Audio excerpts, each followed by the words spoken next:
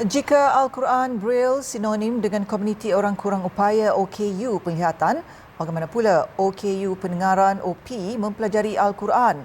Dalam usaha memastikan golongan berkenaan tidak ketinggalan mempelajari kalamullah, Pusat Penyelidikan Ibnu Umi Maktum UMMI melalui Sahabat Faqih Universiti Sains Islam Malaysia USIM menganjurkan kelas online Tadarus Al-Quran tanpa suara OTTS.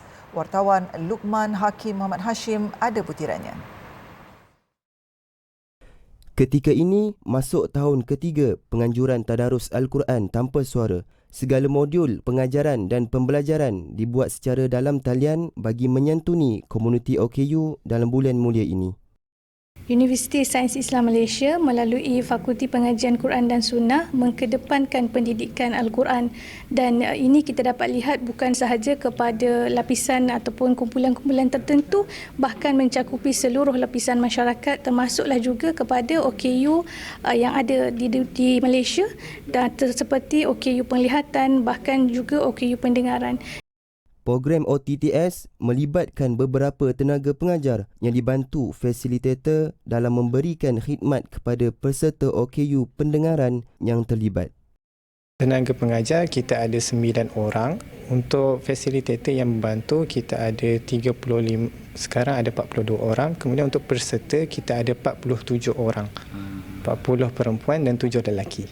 Kod tangan Quran adalah kaedah yang digunakan oleh tenaga pengajar kepada OKU pendengaran. Satu kod tangan Quran mewakili satu huruf Al-Quran.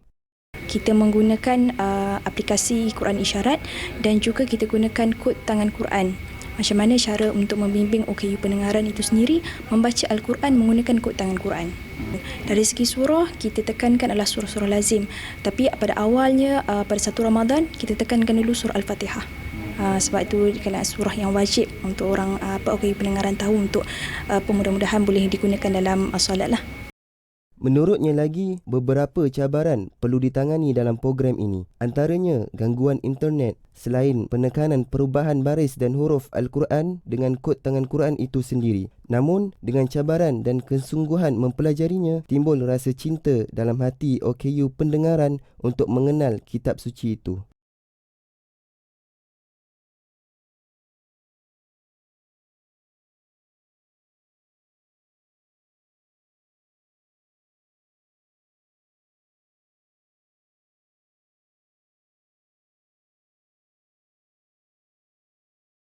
Dalam pada itu, pengarah pusat Ibnu Umi Maktum turut memberi nasihat kepada mahasiswa agar sentiasa memuliakan golongan OKU.